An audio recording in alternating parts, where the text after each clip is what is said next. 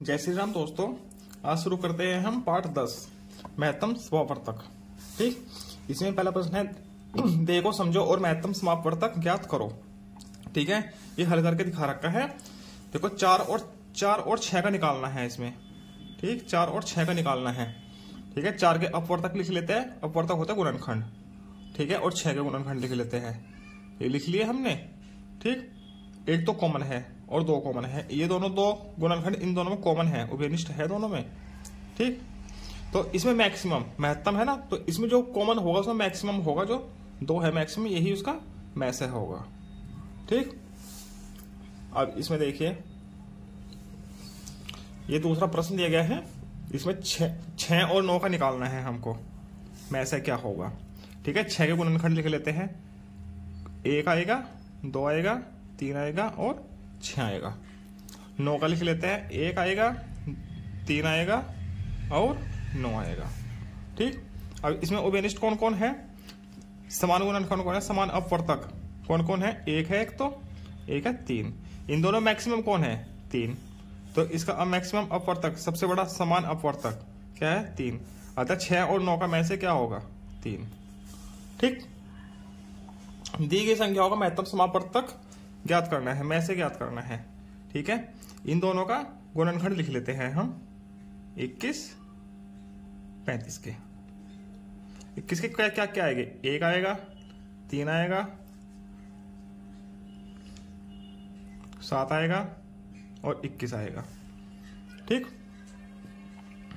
35 के 1 आएगा, 5 आएगा, 7 आएगा, 35 आएगा। ठीक है, ये आएंगे। अब इसमें कॉमन कौन कौन से है, एक तो 1 है और 7 है। ठीक है, बड़ा कौन सा है, 7, तो में से क्या होगा इसका, 7। ठीक है, 10 और 25 का निकालना है। 10 के देखते हैं और 25 के देखते हैं। 10 के गुणनखंड क्या हो गए, 1 से कटता है, 2 से कटता है, 3 से नहीं कटता, 4 से नहीं कटता, 5 से कटता है और 10 से कटता है। तो ये गुणनखंड हो गए इसके। जिन जिन संख्याओं से कटेगा वही उसके गुणनखंड होते हैं। 25 है, 1 से कटेगा, 2 से नहीं कटेगा, 3 से नहीं, 4 से नहीं, 5 से कटेगा, इसके बाद कटेगा सीधे 25 से। ठीक, इसमें देखो एक तो 1 है और एक 5 है, ये दोनों कॉमन है। इसमें 1 कॉमन है और 5 कॉमन है। ठीक, समान है दोनों के अपवर्तक। तो इसमें 5 बड़ा है, तो क्या होगा, में से महत्तम समापवर्तक। महत्तम मतलब बड़ा, समापवर्तक 5, इसका में से हो गया। ठीक है, आगे चलते हैं। यहां 60 के अलग अलग गुणनखंड दिए गए हैं। यह देखो यहाँ पे 60 के अलग अलग गुणनखंड दिए गए हैं। बताइए खाली गोले में कौन सी संख्याएं लिख सकते हैं। ठीक, 60 के है, इधर तो 6 और 10, 10 का 60। 6 को 2 तिया 6, 2 तिया 6, 5 दूनी 10।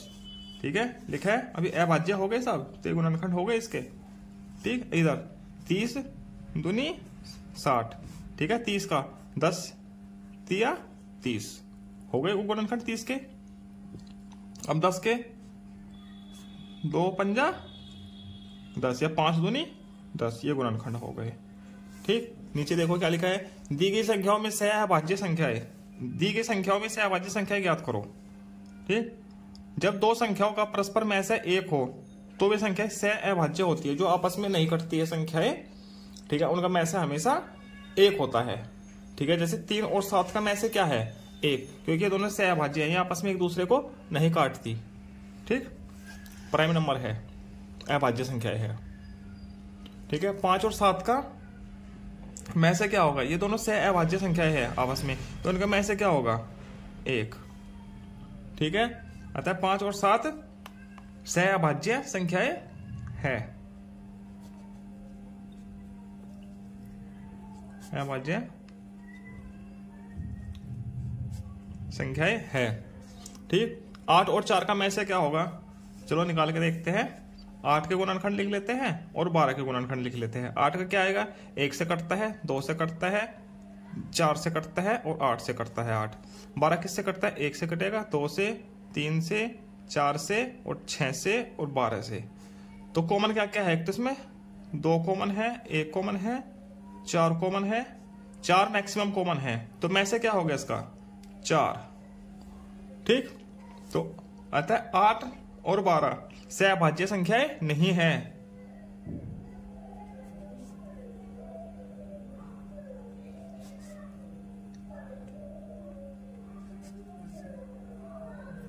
नहीं है, ठीक है, क्योंकि इनका में से 4 आया है। यदि 1 आता तो ये अभाज्य संख्या ही होती। ठीक, अब इधर चलते हैं। सही उत्तर वाले गोले को काला करो। ठीक, 12 के अभाज्य गुणनखंड हो गए अभाज्य जो नहीं कटते हैं। कौन कौन से हो गए? 2 दूनी 4 तिया 12, 6 दूनी 12 तो नहीं होगा क्योंकि 6 2 से करता है, 3 से करता है, 4 2 से करता है, ये भी नहीं होगा। 12 1 2 3 6 कई संख्याओं से करता है, ये भी नहीं होगा, अभाज्य है। 2 2 और 3 ये किसी संख्या से नहीं करते, 1 और 100 से करते हैं, इसलिए यही अभाज्य गुणनखंड हो गए इसके। ठीक, सबसे छोटी सम और विषम संख्याओं का योग होगा। सबसे छोटी सम संख्या क्या है? सबसे छोटी सम संख्या होगी 2 और सबसे छोटी विषम संख्या होगी 1। दोनों का योग क्या हुआ? 3। ये वाला सही है। 1 कैसी संख्या है? ठीक, 1 को क्या बोलेंगे? अभाज्य संख्या तो ये नहीं है, भाज्य भी नहीं है, भाज्य और अभाज्य दोनों भी नहीं है, न भाज्य है और न अभाज्य है, इसका ये आएगा।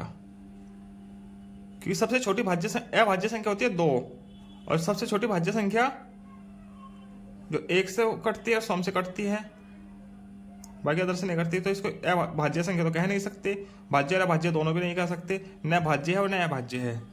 ठीक, ये लिखेंगे इसको। 4, एक संख्या दूसरी संख्या का गुणनखंड होगी जब पहली संख्या से दूसरी संख्या में भाग देने पर शेषफल होगा। एक संख्या दूसरी संख्या का गुणनखंड होगी। एक संख्या मान लेते हैं 4, दूसरी संख्या का गुणनखंड होगी।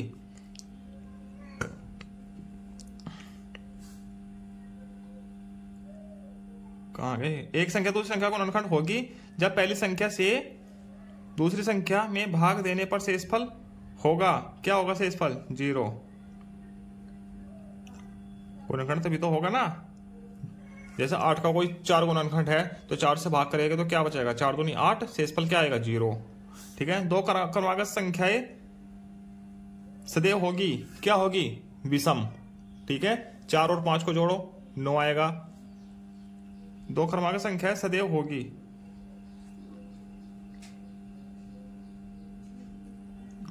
पूरा नहीं लिखा है। 2 क्रमागत संख्याओं का योग सदैव होगा।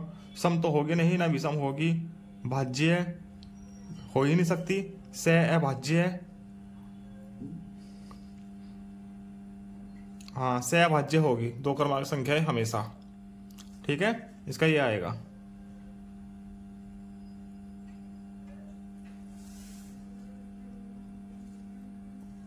छठा प्रश्न, 5 और 15 का लैसे क्या होगा? लैसे पूछा है इसने, में से नहीं, लैसे। ठीक है, दोनों के कॉमन फैक्टर लिखेंगे। ठीक है, तो लैसे क्या आ जाएगा इसका? 15। फैक्टर नहीं लिखेंगे, अपवर्त्य लिखेंगे। छठा, 15 और 36 का में से क्या होगा? 15 और 36 का में से। ठीक है, 15 और 36 का में से होगा 3।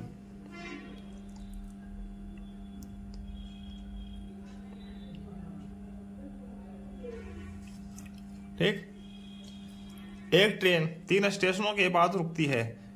एक ट्रेन 3 स्टेशनों के बाद रुकती है, जबकि दूसरी ट्रेन 4 स्टेशनों के बाद रुकती है। पहले तो 3 के बाद रुकती है, दूसरी 4 के बाद रुकती है। बताइए दोनों ट्रेन एक साथ कितने स्टेशन के बाद मिलेगी? है, इसको ज्ञात करने के लिए आप क्या करेंगे?